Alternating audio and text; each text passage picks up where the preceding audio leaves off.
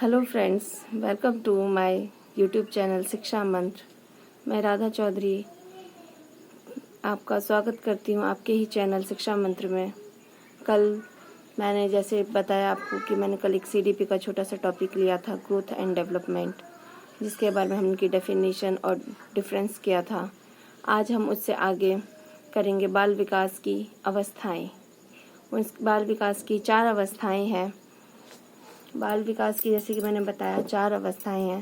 पहली अवस्था शिशावस्था, जिसमें बच्चा 0 से जन्म से लेके 5 वर्ष तक की आयु या 6 वर्ष तक की आयु का आप ले सकते हैं तक का बच्चा शिशावस्था के सूची में आता है, जिसमें बच्चा पूरी तरीके से डिपेंड होता है अपने पालनकर्ता पे। पालनकर्ता अर्थात पेरेंट्स हो सकते हैं या फिर उनके गार्जियंस हो सकते हैं। इसमें बच्चा कुछ भी चीज़ें जो अपने पेरेंट्स को जैसे देखता है, पेरेंट्स पे पूरी तरीके से डिपेंड होता है, खाने के लिए, सोचने के लिए, पहनने के लिए, ओढ़ने के लिए, सब चीज़ के लिए। उसमें बच्चा पूरी तरीके से अपने पेरेंट्स पे डिपेंड होता है। 0 से 5 साल की अवस्था एज में बच्चा बोलना, 2 अक्षरों को जोड़ के घुटने मारना, पलटना, फिर चलना, टहलना, यहाँ तक सीखता है। इस अवस्था में बच्चे का शारीरिक और मानसिक विकास बहुत तेज़ी से होता है। इसीलिए इस अवस्था को विकास के पहलू से बहुत महत्वपूर्ण अवस्था भी कहा गया है। जैसे कि मैं आपको बताना चाहूँगी कि बाल्यावस्था, जैसे मैंने भी बताया आपको, बाल विकास के 4 अवस्थाएं हैं। पहली अवस्था था हमारा शिशावस्था, दूसरा अवस्था आ गया हमारा बाल्यावस्था। बाल्यावस्था में बच्चा 5 से या 6 साल से 11-12 साल तक के बीच में आता है। इसमें बच्चा थोड़े से अपने पेरेंट्स पे तो वैसे बच्चा हमेशा ही डिपेंड होते हैं, बट थोड़ा बच्चा अब अपनी सोचने की शक्ति, तर्क करने की शक्ति, किसी चीज़ को लेने के लिए, खाने के लिए, टॉयलेट जाने के लिए कम डिपेंड होता है अपने पेरेंट्स पे। खुद अपने रोज़मर्रा की कुछ कार्य करना शुरू कर देता है। इसमें बच्चे का शारीरिक विकास तो तेज़ी से होता ही है, लेकिन मानसिक विकास भी होता है, लेकिन शिशावस्था की तुलना में थोड़ा कम होता है। इसमें बच्चे अपने संगति में बाहर समाज से ज़्यादा जुड़ने लगता है। अपने घर में तो रहता ही है, लेकिन बाहर दोस्त बनाने लगता है। स्कूल जाता है तो स्कूल में एक नए एनवायरनमेंट में, एक नए पर्यावरण में अपने दोस्त बनाता है, सीखता है नई नई चीज़ें, कैसे चीज़ों को शेयर करना है। सिर्फ अपना अपना अहम केंद्रित नहीं होता, चीज़ों को बांटना सीखता है, आपस में शेयर करना सीखता है। तो जैसा कि मैंने बताया कि हमारी 2 अवस्थाएं थी, पहली शेषावस्था, दूसरी हमारी बाल्यावस्था, तीसरी आ जाती है हमारी किशोरावस्था। किशोरावस्था 11-12 वर्ष से लेकर 18 वर्ष तक की होती है। इसमें इस अवस्था में बालक और बालिका दोनों के शरीर में अलग अलग चेंजेस होते हैं। जैसे बालक का 12 से 18 वर्ष के बीच में दाढ़ी का आना, मूंछों का आना, उनकी आवाज़ में परिवर्तन होना, लड़कियों का सेंसिटिव होना, लड़कियों की बॉडी में कुछ चेंजेस होना चालू हो जाता है। तो इस अवस्था को किशोरावस्था में मेन कहते हैं कि लड़का और लड़की के डिफरेंसेस होने चालू हो जाते हैं। इस अवस्था में ज़्यादातर बॉयज़ एंड गर्ल्स अपने हम उम्र के लोगों के साथ दोस्ती करना पसंद करते हैं। पेरेंट्स से भी ज़्यादा कई बार ऐसा हो जाता है कि उन लोगों को अपने हम उम्र के दोस्त ज़्यादा अच्छे लगते हैं। पेरेंट्स की बात उनको बुरी लगती है। अगर पेरेंट्स उनको समझाने के लिए भी कुछ बोलते हैं, नहीं बच्चे यहाँ नहीं जाना, नहीं ये काम गलत है, ये काम सही है, तो उनको लगता है नहीं, पेरेंट्स तो ऐसे ही बोल रहे हैं, मेरे दोस्त ये चीज़ कर रहे हैं तो ज़रूर ये चीज़ अच्छा होगा। ये एज एक ऐसा टीनेज होता है जिसमें ये हर बच्चे के साथ होता है नॉर्मली, लेकिन यही एक ऐसा टाइम होता है पेरेंट्स का जो बच्चों को संभालना होता है, बच्चे को सही रास्ता दिखाना होता है।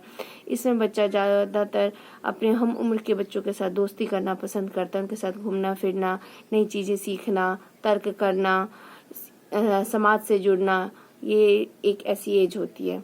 उसके बाद हम आ जाते हैं चौथी अवस्था, जो कि है हमारी प्रौढ़ावस्था या वयस्कावस्था भी कह सकते हैं। इस अवस्था में 18 के बाद 18 से लेकर आप ऊपर की एज जो भी है वो ले सकते हैं। 18 से वृद्धावस्था तक की जो एज होती है वो होती है आपकी वयस्कावस्था या प्रौढ़ावस्था। इस एज में ज़्यादातर तो वैसे हमारे इंडिया में तो अब कानून हो गया कि 18 में लड़कियों की और 21 में लड़कों की शादी होनी चाहिए, लेकिन कई जगह पर ऐसा हो जाता है कि माँ बाप छोटी उम्र में शादी कर देते हैं, तो फिर वो लोग अपनी रोजी रोटी कमाने के लिए छोटी उम्र में ही काम करना शुरू कर देते हैं। और कई जगह बड़े शहरों में ऐसा होता है कि 18 से 25-26 साल तक बच्चे पढ़ते रहते हैं, तो इकोनॉमिकल भी अपने पेरेंट्स पे डिपेंड होते हैं। तो ये तो अलग अलग सिचुएशन है कि कैसी जगह है, कैसे घर का इन्वायरमेंट है। कई जगह बच्चा 18 साल में इंडिपेंडेंट हो जाता है और कई बार बच्चा 25 साल में भी नहीं हो पाता है। तो ये अलग अलग इस वो कंडीशंस की बात है, अलग अलग कंडीशंस में अलग अलग चीज़ें होती हैं। वैसे ही 18 के बाद या 25 के बाद आप ले लीजिए, वैसे तो 18 में नॉर्मली हम वोट देने का भी अधिकार मिल जाता है हमारे देश में। तो उसके बाद आप किसी लड़की की शादी कर दी जाती है तो वो किसी और पे डिपेंड हो जाती है। अगर लड़के की शादी कर दी जाती है तो वो इंडिपेंडेंट हो जाता है, क्योंकि उसे घर चलाना है, उसको अपना परिवार चलाना है। तो इसे हम जीवन का दूसरा फेस भी कहते हैं, जो दूसरा चरण भी कहते हैं, जिसमें एक सिंगल से वो डबल होता है, शादी के बाद दूसरी लाइफ जीता है। तो ये हमारी हो गई 4 अवस्था विकास की। मैंने जैसे बताया था, विकास एक क्रमिक प्रक्रिया है, विकास निरंतर चलता रहता है। हर स्टेज में अलग अलग विकास की प्रक्रिया है। जैसे मैंने बताया, शिशावस्था में विकास बहुत तेजी से होता है। उसके बाद आता है बाल्यावस्था, उसमें भी तेजी से होता है मानसिक विकास, शारीरिक विकास, लेकिन शिशावस्था के तुलना में थोड़ा कम होता है। फिर आ जाता है हमारा वयस्कावस्था, जिसमें पिछले के मुकाबले थोड़ा सा कम विकास होता है, लेकिन विकास कंटिन्यू चलता रहता है। मेंटली विकास और सामाजिक विकास, मानसिक विकास, ये तो आपका चलता ही रहता है। उसके बाद जैसे आपका आ गया वयस्कावस्था। अब हमारे पास हमारे जिन प्याजे जी ने और भी बहुत सारे साइकोलॉजिस्ट ने जैसे कहा है, आपने कई बार क्वेश्चन में देखे होंगे, या अगर आपने सीडीपी पढ़ा है या कोई टॉपिक लिया हो तो उसमें देखा होगा, सुना होगा, अनुवांशिक का और वातावरण का बच्चे पे बहुत प्रभाव पड़ता है। अनुवांशिक और पर्यावरण का एक बच्चे के विकास पे इतना अहम प्रभाव पड़ता है। कहा जाता है कि अगर बच्चे का अनुवांशिक और पर्यावरण दोनों अगर अच्छा है तो बच्चे का पूरी तरीके से विकास होता है। जैसे कि मैं बताना चाहूँगी, अनुवांशिक जो होता है वो अपने पेरेंट्स से बच्चे को ट्रांसफ़र होता है, इसे हेरिडिटी भी कहते हैं। और पर्यावरण, वातावरण, इसमें बच्चा समाज से रह के लाइव चीज़ें सीखता है। तो बच्चे के विकास में, संपूर्ण विकास में 50% हेरिडिटी का और 50% इन्वायरमेंट का असर होता है। 50% अनुवांशिकता का और 50% वातावरण का। अनुवांशिकता पेरेंट्स से आपको ट्रांसफ़र होती है, और क्या कहते हैं, वातावरण से बच्चा समाज से लाइफ सीखता है। अगर आप एक बच्चे को अच्छा वातावरण दिया जाए तो वह बच्चा डॉक्टर, इंजीनियर, सीए कुछ अच्छा बन जाता है। वहीं एक बच्चे को अगर कुपोषित वातावरण या दूषित वातावरण दिया जाए तो वहाँ बच्चा चोर, डाकू, डकैत कुछ भी हो सकता है। तो इसीलिए कहा जाता है कि एक बच्चे की मानसिक शक्ति कम नहीं होती है, लेकिन हाँ, उसकी इन्वायरमेंट और उसका पालन पोषण वो कैसा हो रहा है, ये उसके पूरे व्यक्तित्व पर असर डालता है। इसीलिए कहा गया है कि एक बच्चे के लिए उसका वातावरण बहुत ही अहम है। इसे नेचर और नर्चर की थ्योरी भी कहते हैं। क्वेश्चन कई बार ऐसा भी बनता है कि नेचर और नर्चर की थ्योरी क्या है। तो नेचर मतलब प्रकृति, जो हमें पेरेंट्स से ट्रांसफ़र हुआ है, जैसे कि हेरिडिटी, अनुवांशिकता, और नर्चर यानी पोषण, वातावरण, जो हम समाज से सीखते हैं। नेचर में आ जाते हैं हमारे, जैसे हमें पेरेंट्स से जो चीज़ हमें मिली है, और नर्चर में आ जाता है जैसे बच्चा स्कूल में, समाज में, पर्यावरण में, अपने घर में जो सीखता है, ये चीज़ हमारी इन दोनों के अंदर आ जाता है। जैसे मैंने बताया कि हमारे जिन प्याजे जी जो है वो हेरिडिटी के बारे में बताते हैं कि बच्चे में पेरेंट्स से जो प्रभाव होता है, लेकिन हमारे जो वाइगोस्की जी हैं वो कहते हैं कि बच्चा को जो भी कुछ सीखता है वो अपने समाज से सीखता है, लाइव सीखता है। तो वैसे तो हमारे इसके हेरिडिटी के 3 नियम हैं, 3 महत्वपूर्ण नियम हैं जो मैं आपके साथ शेयर करना चाहूँगी। जैसे कि हमारा फर्स्ट नियम है समानता का नियम। समानता का नियम, जैसे माता पिता वैसे बच्चे। कई बार हमने देखा है कि माता पिता गोरे चिट्टे हो, माता पिता सुंदर हो तो उनके बच्चे भी सुंदर होते हैं। ऐसा कहने को सुनने को मिलता है कि अरे इसकी नाक तो अपनी मम्मी पे गई है, अरे इसका बाल तो अपने पापा पे गए हैं, ये बिल्कुल अपने मम्मी पापा जैसा है। तो इसको कहा जाता है समानता का नियम। ये नॉर्मली कहते हैं हेरिडिटी का एक महत्वपूर्ण नियम है, लेकिन ये जरूरी नहीं है, इसके कुछ अपवाद भी हैं। ये जरूरी नहीं है कि अगर समानता का नियम देखने को ही मिले, कई बार उल्टा भी मिलता है। तो इसीलिए इसका एक सेकंड नियम है विभिन्नता का नियम। विभिन्नता का नियम मतलब वैरायटी ऑफ लॉ। इसको आपने कई बार देखा होगा कि किसी बच्चे के माता पिता सांवले हों लेकिन बच्चा गोरा हो, किसी बच्चे के माता पिता मंदबुद्धि हैं लेकिन बच्चा बहुत तेज है, या बच्चा तेज है माता पिता मंदबुद्धि हैं। तो इसे कहा जाता है विभिन्नता का नियम। तो समानता का नियम और विभिन्नता का नियम, इन दोनों नियम को अगर हम सामने रखें तो इन दोनों नियम में हम पाएंगे कि कई कंडीशंस में ये पॉसिबिलिटी है, ये एग्जैक्टली नहीं होता है कि माता पिता जैसे ही बच्चा होगा या उसके विपरीत ही होगा, लेकिन हाँ ये पॉसिबिलिटी होती है कि जैसे समानता का नियम में कि माता पिता जैसे बच्चे होंगे, जीन्स ट्रांसफर होता है।